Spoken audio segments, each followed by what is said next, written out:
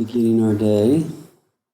This past Tuesday, Ajahn Siddhanta gave a really wonderful talk at the Pacific Hermitage on Brahma Viharas, and he said a really interesting phrase that I think is well worth repeating, which is, many people meditate because they want to have a good life, and he pointed out we should have a good life so we can meditate.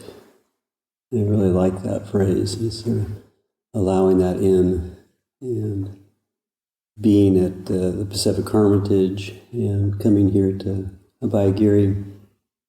I think the thing that really struck me the first time when I came into the monasteries on these visits, and it's not that Birken isn't well taken care of, but it's out in the middle of the countryside, and it's still pretty rough. You know, it's a wonderful place, and Ajahn Sohn has a really beautiful sense of aesthetics, and it's quite beautiful inside. But just when I was being driven into the Pacific Hermitage, the first thing I noticed was just how well cared the lawn was.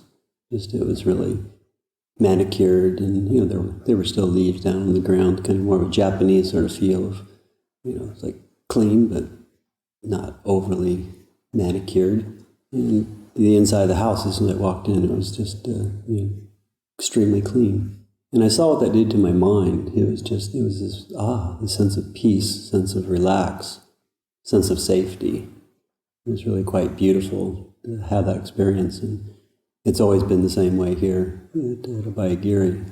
But that takes effort. It takes attention to detail, to having a discipline, and sticking to that.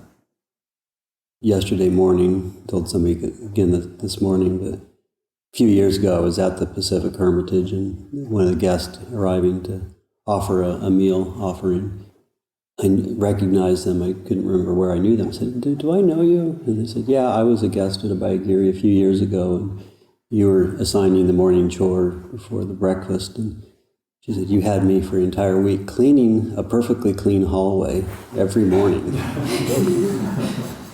was like, yes, that's what we do at monasteries. Yeah, we keep cleaning.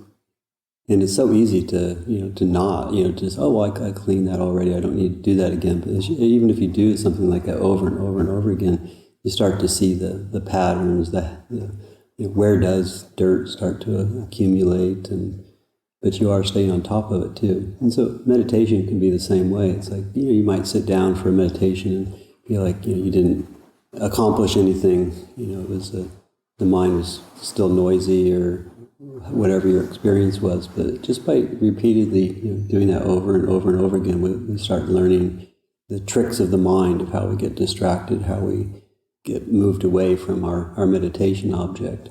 And so it's I think the beauty that you can see in a physical monastery that's being well cared for and taken care of, just pay attention to the beauty of that, and then realize that you can bring that into your meditation as well.